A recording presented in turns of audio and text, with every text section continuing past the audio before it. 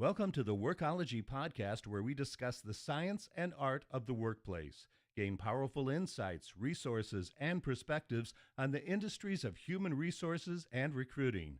Join your host, Jessica Miller-Merrell, chief blogger of bloggingforjobs.com, for a 45-minute in-depth and no-holds-barred look into the future of our most powerful business asset, the employee. And now, here's your host, Jessica, with this episode of Workology. The HR and recruiting technology landscape is a busy one these days, and you probably know that from the emails that are dropping in your email box for free demo requests and iPads. In January, we've had a number of notable fundings for emerging HR technology companies, including Glassdoor, TinyPulse, and Employ. Chances are that you, as a human capital leader, are adding a new HR technology and/or services to your existing HR recruiting department. Once the sales process happens and you sign on the dotted line, the customer and vendor relationship really begins. And usually, only then do we start thinking about the expectations between these two parties. If we are in a relationship, we should be thinking about expectations, dreams, and aspirations. Essentially, how do you grow with your vendor? How do you guys grow old together?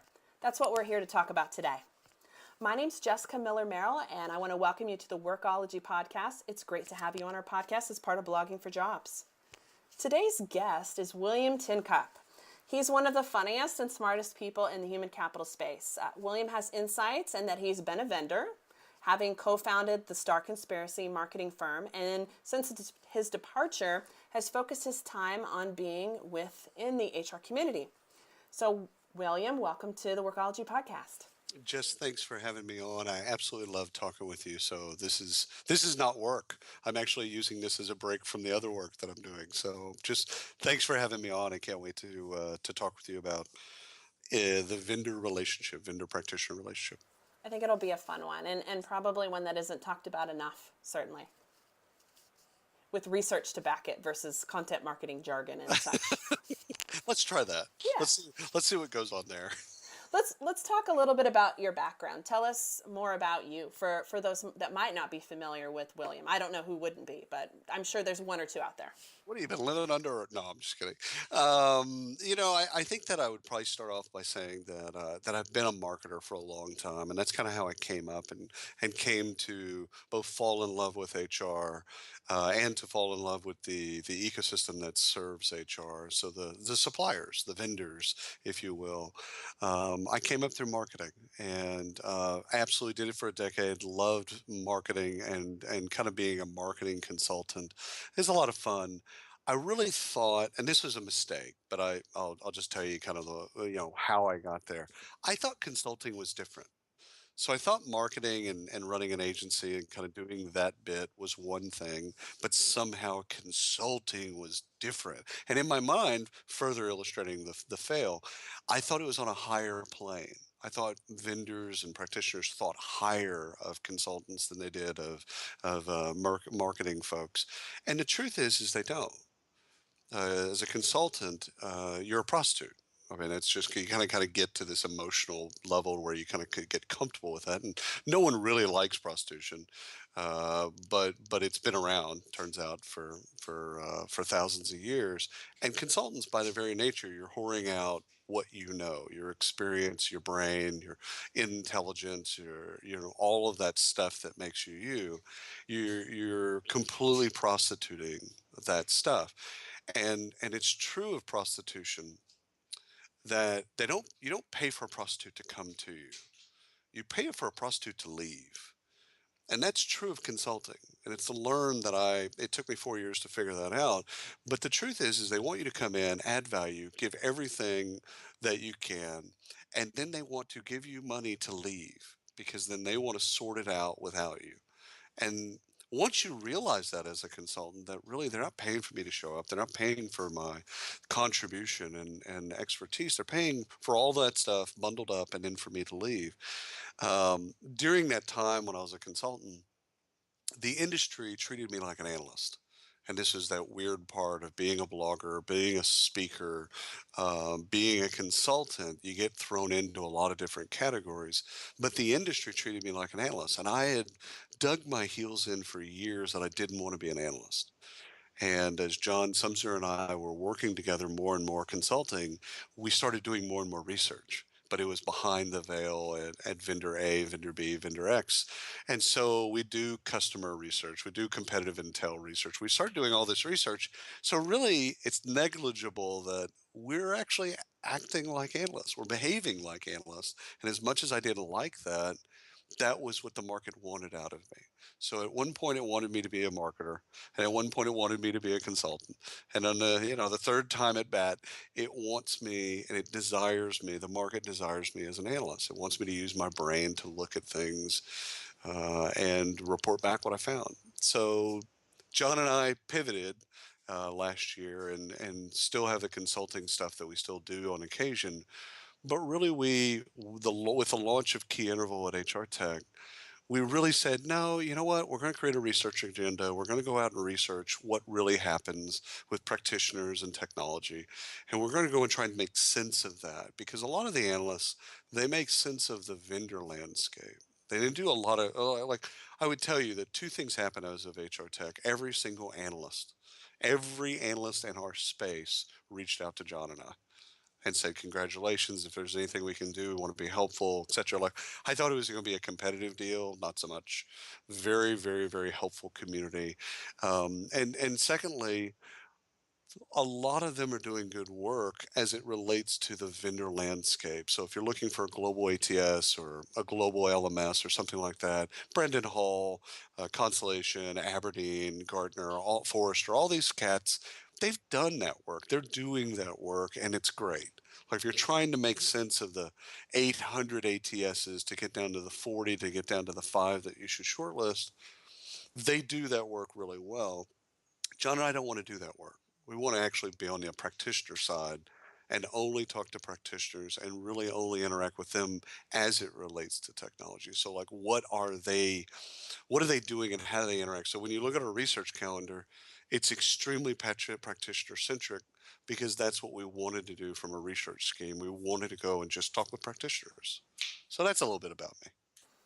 I love the practitioner focus because as a former practitioner, it's you don't get a lot of love, right? I mean, we get emails and we get research reports that tell us what we should be doing and what best in class companies do, but maybe I'm not a best in class organization, which is there's many of us out there, myself included in that. I didn't always work for a best in class company, but what am I doing that is maybe unique or interesting or a best practice? So we can share with others and learn. I think it's great. Cool. Well, as I mentioned, today's topic is about how vendors and HR can work together. Because, I mean, at the end of the day, we're kind of all in this together. Like you were saying, William, that services are being provided in the ecosystem to help us do our jobs better. But what really is important is understanding maybe what kind of job HR actually does. I think there's a lot of miscommunication and misconceptions, even amongst the thought leaders, the analysts, the vendors, about what practitioners do and don't do and what they know and what they don't know. But why is this important? Why is this topic important for you? Well, I start at the kernel is curiosity. Like I'm curious as to how this works, and I think as you look at ideal vendor relationship, I think John and I going into this, we said, well, if it's an app and they get an app off the iTunes, and that app is helping them get employee engagement, or the app's doing performance reviews or something like that. Well, what's that relationship? What should it be? What is that relationship with vendors? The vendor of that app, the people that created that, how should I interact with them? And if you take that line of thinking all the way to the Fortune 10, Fortune 100, and you've got, let's say a deep SAP, involvement where, people are spending, let's say $40 million on SAP, well, that relationship's probably different. It's probably different than the one for the app. But okay, well, most of the world isn't in those two categories. It's somewhere in the middle.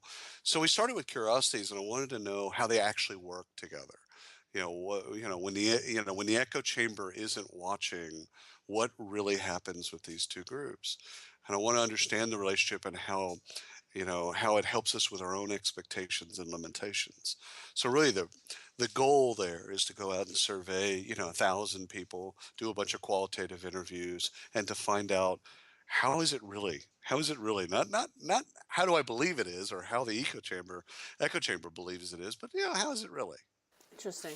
Wow, that's hard to scale. Just, I mean, that's a lot of work. You have Mhm. your research, and then you have your interviews. It's time consuming, but much needed. Well, you gotta. First of all, great question. Having just quantifiable data is good, and again, I'm no value judgment, but a lot of people in our space will do, I think, great work with the responses that they get. So this is the political way of saying that if you get 30 responses and then you can draw from that and make conclusions, or 100 responses, or 150 responses and draw conclusions. First of all, that's fantastic. John and I want to have a threshold of 1,000. So we've set our bar internally. We set our bar much higher, which means you have to do more social, you have to do more email, you have to interact with a lot of different panels. To get the responses, you got to go and do a lot more work. Um, but to only do quantifiable results, we think we miss some of the stories.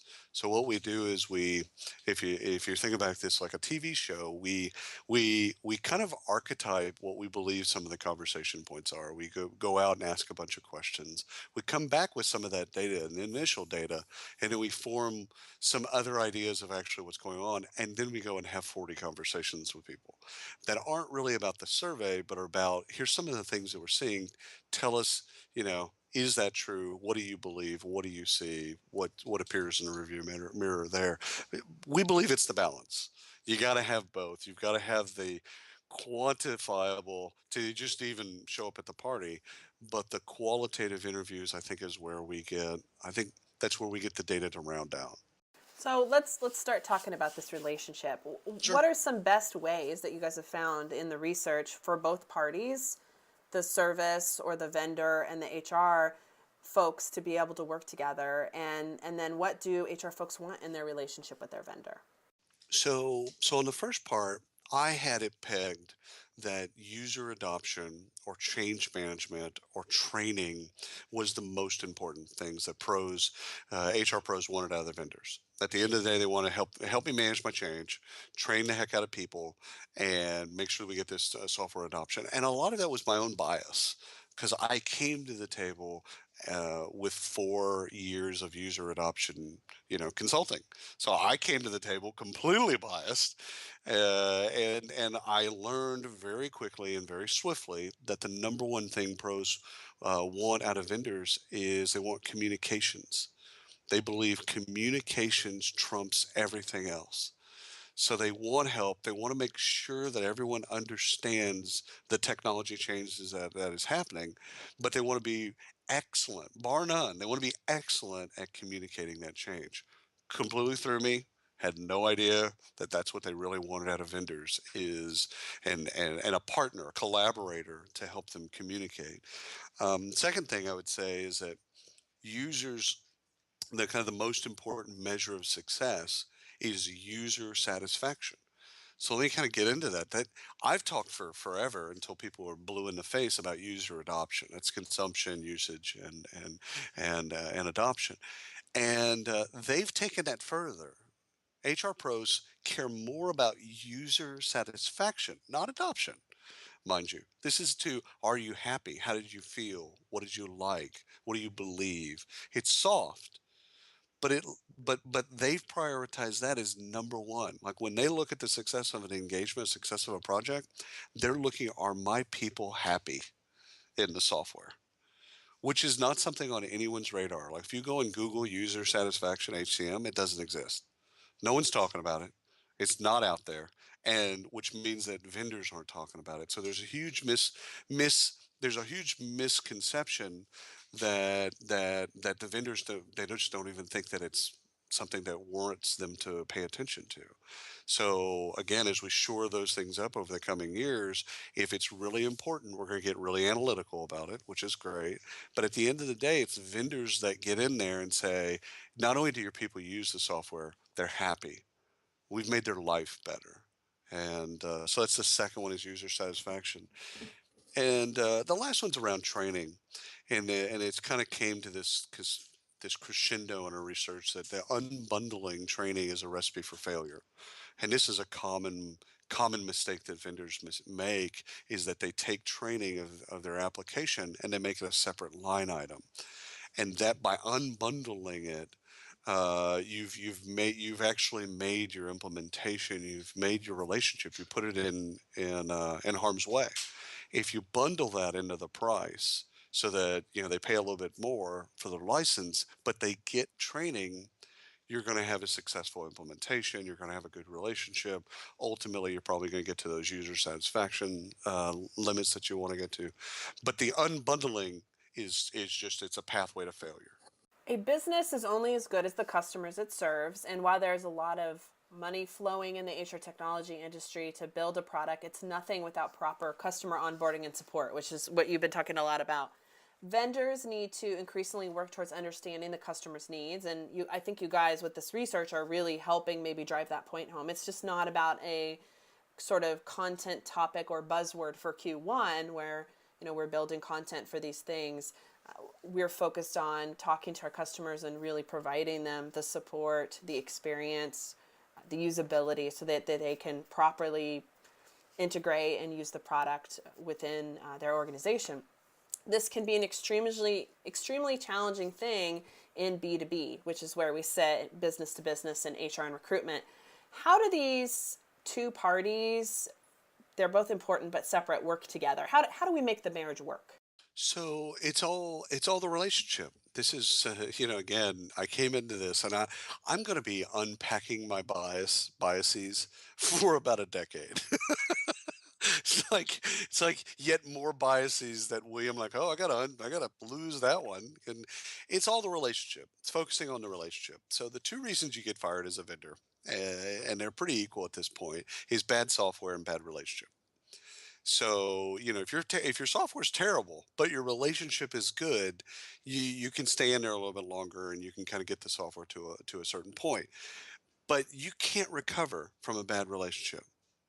They do not renew contracts with a vendor whom they've had a bad relationship with. That's the game. And so what we did not know prior to the research is, we didn't think that HR really liked those relationships. And a lot of this is just the echo chamber and its vendors probably talking negatively. But HR absolutely loves their vendor partners. They love them. And we've seen it. You and I have seen this with people like at TMP or Monster or Career Builder. When those people leave and they get a new gig, they take their team with them. Like that TMP team that worked with them on this, usually they go on and they move over to the new account because they like their team. Well, we see that in the services side, but I think I had always thought of in the technology that HR put up this big giant wall between the two, and they didn't really like the people that they had to interact with. Furthest from the truth. They absolutely love their vendor partners. They love the relationship they have with them. It's much better than we had ever thought. And the only reason you get fired, the good news for a vendor, is the only reason you get fired is if your software is crap, or if you're terrible at relationships. And if your software is crap, you should probably work on that. Just FYI. And if your relationships are crap, that comes down to people, it comes down to training. It's all fixable. All that stuff on the relationship is all fixable, but it's all focusing on the relationship. That's how we get better. And I think, take examples like ADP years ago, they got all their salespeople and their implementation people went through the PHR training. Whether or not they could get the PHR or not, that's not the point. They all went through that training so that they could be more empathetic to what was really going on in HR. Like more of that stuff where we learn and get better at the relationship, the better. If I, I think that HR people just want to be, I mean, I'm making an assumption here, want to be understood. And if my vendor went through a PHR courses, I would be blown away. hmm I would be blown away that they took the time, that they cared enough to do it. Because oftentimes when I'm trying to be sold to, I get the cold calls, or I get the cupcakes, or maybe if I'm at a conference, they take me to dinner. So there's all this, but really what really matters, I mean, you want a good product, you want a good technology behind you, but do I like the people that I'm going to be interfacing with that are building this technology? Yeah, that's I mean that's what the research is suggesting as well, Jess, is that they buy from people they like. That's what we got to start there, because you buy from people you like, and then you want that implementation people to be just as likable, and you want them to have your back, and you're going to have their back. And at the end of the day, the vendors that get fired, they get fired for cause. It's not like that someone woke up one day and said, "Oh, I don't like my payroll provider." It's for cause, and that for cause has two veins, and the veins are either is the software was crap, it was poor, it didn't work, etc., or the people just didn't focus on the relationship. They didn't respond to email. They didn't answer calls. They didn't. They stopped showing up. They stopped caring. And I think if we fix those two things on the vendor side of things, and you have decent software and you care about the relationship, I think it's nothing but growth on the vendor side. Like there's nothing that really disables your growth other than bad software and bad relationships. This is a sidebar question, but I'm starting to see with some of these emerging technology companies that they are bringing in like a customer success person Hmm. who has the customer success person has a background as a recruiting or HR practitioner. It's a genius move. One of the first groups of people that I saw do this was Silk Road. Years ago, they hired HR pros. So they hired SBHRs, they hired people that have been working in a desk in a non-sales role. So there's the salesperson, and that has some technical expertise, sales expertise, and then you'd have the HR person, and they'd go to meetings together. They'd get in a room together, and that person could always look at the practitioner and say, "Here's why I bought. Here's why I believe in them, and here's why I'm working at Silk Road, because I believe in them so much. And I'll answer all your questions." And I'll put all of your issues to bed. I'll take care of everything because I've lived your nightmare. I've lived your day to day. I've lived, the ups and downs of HR. Ask away. And I love that movement, and I think it's just smart because it's relating. You have the salesperson doing the salesperson things. Like they've got to do the follow up. They've got to get the proposal in the hand. They've got to do all that stuff. They've got to say no. They've got to take on hard issues. Like the salesperson's perfect for all that, but the relatedness and being able to kind of have that empathy and walk in that person's shoes, I just think it's smart. Like more vendors doing that, great. Can I pay to send a copy of your report to HRCI? I went through my my Sorry. no, I went through my research and got everything done and everything with for everything with SHRM. I'm gonna go do the SHRM bit. I don't know if you've already done that yet, but I am gonna go and move my certification over and kind of go through that process because I want to be supportive of both. And in a world where both of them were out there doing their bit, I was very supportive of both SHRM and HRCI. But I think the future of that's going to be, I don't know how you believe on this, but I think the future of that's going to be really with SHRM. I I'm an approved provider, or the blog is, and my business, and for HRCI. So I'm extremely supportive of them, and I'm certified. Started, I think my earliest certification was 2003 for my PHR. However, as an approved provider, the user experience, I've seen both as somebody who's submitting sessions for approval and getting rejected, like when you submit something for strategic or whatever, but then also trying to have to recertify and go into the system and use it yourself. So I attempted at getting my SHRM certification and had an error. So my plan is to get everything finished, but I've went through the course. I just don't have my fancy certificate yet. Well, you're a step ahead of me as always, because you have at least started that process. I don't plan to start it until the summer. I'll Well, catch up. I'll yeah, catch up. Like everything else, Jess. I'll catch up. yeah, and you'll do fine. You'll do fine. And I always admired you because not very many folks who've come from the service side or the vendor side have taken the time to go get the certification. And as well as a lot of the listeners that are certified, that test is crazy hard. Hardest test I've ever taken. Oh my gosh. It's usually how I start off most of my speeches is that I would say the same thing. It's like, listen, I was in college for 8 years and 3 degrees, and it was the hardest test I've ever taken in my life, and that's why I'll keep the cert live because I don't want to ever have to take the test again. No, I I'm don't. thankful that I'm grandfathered in to the SHRM side because I don't want to have to study for that sucker. Yeah, Yeah. yeah, yeah. I'm very comfortable with that. I'm accepting the gift and not complaining. Well, let's take a little bit of a reset here. This is Jessica Miller Merrell, and you're listening to the Workology podcast powered by Blogging for Jobs. Today's topic is how HR and vendors can work together with my guest, William Tincup. You can connect with William on the Twitters at William Tincup. It's pretty simple. He's all over the Twitters and many other places. I've mentioned a bit about HR technologies, but your study wasn't limited only to HR tech. It covers all vendors, including consultants, staffing firms, and RPOs. Did you find any interesting notes or points between those services?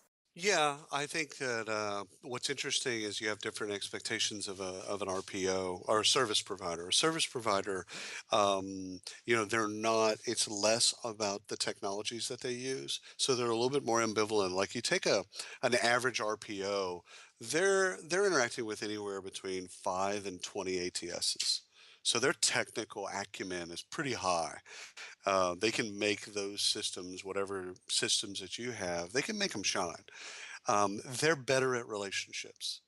And that's something that the study is kind of coming about is that service providers turns out they know how to give good service, and so they're more intuitive and they're more anticipatory around your needs, like because they've built up the muscle memory to understand you're here, but you're going to be over here in about 2 weeks. Let's get in front of that. And so the software folks are behind them because they're in their software. And so they're experts at their software, not necessarily the 20 other programs that HR is kind of having to deal with. And they're not as good about being intuitive, like an intuitive partner. And I think that's where the big rift, and it makes sense. It shakes out common sense wise, is that service providers, they've been doing it longer, they're better at it, and that's also why there's less churn in their deals. There's less churn with a service provider as there is with a software vendor. Let's talk a little bit about CABs or customer advisory boards. You guys mentioned this a little bit as I was doing my own research about your guys' research. I was researching your research actually, and you mentioned CABs. Can you talk a Sure. little bit about those? Customer advisory board, at a certain point, there's a lot of different reasons for why people get into them. Some of it's ego, some of it's status, um, but it's an evolution. It's an evolutionary type thing to where we have a relationship. At the beginning of that relationship, I care more about you doing exactly what I need. And at one point with a customer advisory board, you've crossed over into caring about that company. And so you've crossed over into, I want to care about your product. I want to care about your team. I want to care about your success. If this company is going to go public, I want to care about that, etc. And then the most important note there is that a lot of people get involved with customer advisory boards, CABs, to ensure that their company is represented in the vendor development plans. So this came out like 86%. That the reason that CHROs and VPs of AHR get involved with CABs is they want to make sure that their stuff is protected, that what they care about is represented in the development plan, in the roadmap. That makes sense. I mean, if you're really looking maybe for some additional features or new pieces to the existing kind of product or suite of services, the advisory board's the best place to be. Right? Because you're there and they're asking your opinion, they're getting your take. That's going to inform the other folks on the CAB as well as product. And that's where the best kind of CABs, they sync up with the roadmap. What is the product roadmap currently? And what are people telling them that they need to add? And they use the CABs as kind of a reflection, a sounding board for those things. Well, people are telling us we should be developing X, Y, and Z. And the CABs, depending on their interest, the CAVs either kill those things or support those initiatives. And so, yeah, it completely makes sense. Yeah, because blogging about the product on your personal blog, I think it would be so much more effective to just talk to your representative or your company, the CHRO on the CAB. Right. I'll tell you two other things that I think that were really interesting is a lot of people mention Google as their support, which again, I think logically I could get there, but I didn't expect it. And so, one of the things John and we hold each other to is there's just a bunch of myths and anecdotes and facts running around in the market. And it's okay to be surprised. But when people I get my support from Google, that popped up about 80%. So what's really interesting on the software side of things is that they're going out to Google to figure out their support. They're going out to YouTube. They're going outside of the the normal beaten process. They're going outside of that for support. Second part of that, which was really compelling, is they're willing to pay for premium support. So if a vendor comes to them and says, "Hey, here's the deal. Most of our support, we have great YouTube channel, we have great this, that, and the other. Most of the stuff you're going to be able to kind of fix your way through. However, if you want us to, this is the luxury car buying experience, right? If you really want us to do all kinds of other things and really have a premium support layer, which is all people, time, and materials, it's extra noted, and if it's extra, most HR pros will buy it. They'll buy it if it's truly premium support. The line there is they won't buy regular support at a premium price.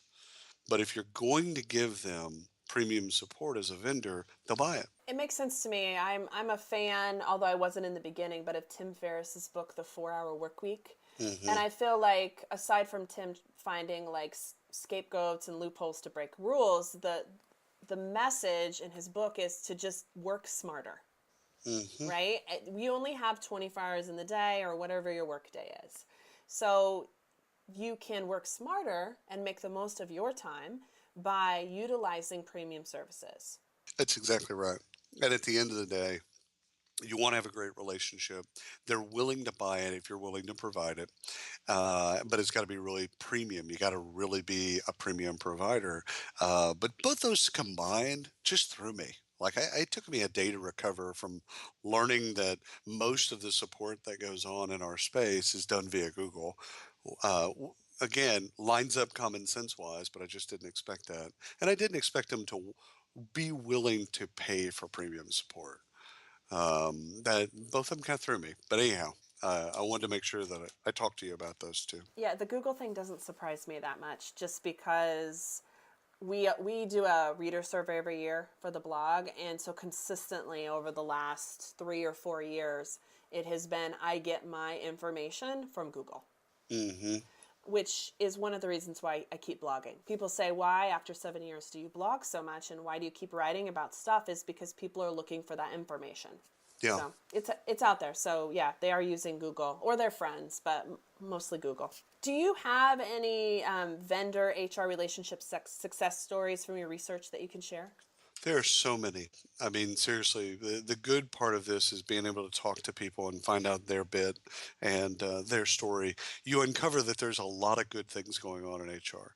It is as a cynic and pessimist, it's actually it's hard for me to contend with, but there are really cool things going on in HR. I think the one that struck a nerve with me, it was at Ceridian's user conference last year. It was Guitar Center and Ceridian and things that you just wouldn't expect. I mean, here's Guitar Center, a retail outlet, and what they were digging into is the time and attendance data to really uh, draw that into scheduling and performance. And then performance into incentives. So take time and attendance data and real just kind of your hard boiled time and attendance data. When are people clocking in, clocking out? And look at that based on what should the optimal schedule look like. And then when we say optimal, that's not just coverage. Who should be the best players? Who's performing? We got Jimmy and Jane. Jane's fantastic. Sales go up. Jimmy's just there, with a pulse, breathing air, taking bong hits. One of them's better. Both of them get you coverage, but one of them's a better performer. And if they're a better performer, what are we doing to then take care of them and highlight that they're doing a great job? So it's connecting all those dots. Like, that's what I love. I'm not beaten with big data. I could easily be the guy that's just beaten with make a big data drinking game. And every time, someone says it, this, that, and the other. But truth is, it's the little data. It's connecting little things like these guys connected time and attendance to scheduling, scheduling to performance, performance to incentives. You know what? Did they solve world poverty? No, but it's still pretty cool because now Guitar Centers run in such a way where they have optimal schedules. Like that, when you walk into a Guitar Center, they're all run the same way. They have optimal schedules, and those people there are their best people at that particular moment, and they're being incentivized. And I think that's cool. But there's you run into the same stories, but there's thousands of these to pick from. And I love the little stories like this, right? Because as you're saying, like it doesn't have to be like little is the new big. Truth. And these are everyday stories that everyday people, regardless of how large or small their company they're in, they're experiencing. Yeah, there's more reason to have hope because there's more good work happening in HR than not. And it's counter to our fascination, in the echo chamber of how everything's negative. It's not that bad. It's actually a lot of really cool people and really cool stories over there if we allow ourselves to hear the positive stories rather than to just be attracted to the negative stuff. I feel like I'm going to only write positive blog posts for the next month and see if I can continue that because I mean, for me, I would rather fill my life with positivity versus negativity, and I think that most people are drained by the negativity side. I mean, that's why I don't turn on the news. Yeah, same bit, same bit. I refuse to watch the news because I already know what's there. There's murders, there's car accidents, there's jihad. It's okay, I get it. Everything's going to hell in a handbasket. Totally get it. That's a Merle Haggard song. Totally understand. That's the news. I got no interest. I got no interest because I don't want to give that power. I choose not to give that power. I've made the mistake of being overtly negative about HR and recruiting in the last decade. And what I'm slowly coming to grips with is that I was wrong, that there are actually good people there doing good work. And I chose to focus lazily, I chose to focus on the negative. Well, I'm proud of you, and I think you're a smart and even a bigger man for a person for being willing to say like, look, I was wrong, I learned, and now I'm ready to work in research and help further the industry. It's Just exciting. I should have moved to research a decade ago. That's what I've learned. We're early in. I mean, it's our first survey, and we're doing our second one now on implementations. And it's early, and I'm sure all the other analysts and researchers out there are like, "Okay, new car smell, totally get it." But I should have made the move to research a decade ago because I've always liked the way that Josh Bersin and Ray Wang talk. Like when you hear them talk, they always start off their answers in very similar ways. Like, we've looked at that, we've researched that, we've talked to people about that. And here's what we learned. They're not really passing their thoughts off. They're not really trying to say, I'm Josh Burson, I'm the smartest guy in the room, and here's the things that you should know. Most of it is, I'm a mirror. I went out and asked a bunch of people. I talked to a bunch of folks, and here's what I learned about what they're doing. And I've always respected that language. Like I've always kind of respected the way that they go about their business. I just couldn't see, I couldn't see doing it.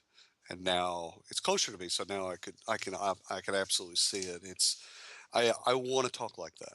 I want to get in front of an audience and not say, well, this is what William believes about the world. This is William's take on what practitioners have told him. And so letting people know that, hey, listen, let me show you some slides. Let's talk about it. Here's my take, but here's the take. Here's what we saw. Here's what we feel is going on. So should have done it a decade ago. Well, you're here now, and where can people go to pick up this new copy of research about the HR and vendor relationship, or any future research? Sure. Key interval. Key intervals, the two most important parts of a map, the key and the interval. And it's key interval research, but the domain is just keyinterval.com. And you'll see John and I's, mugs and all of our stuff there. But we're early on and it's going to be a fun ride. I like working with John a lot. And I think the research is actually going to be helpful to people. It sounds like it. I'm excited to see what you guys are going to do and where you're going to go with this.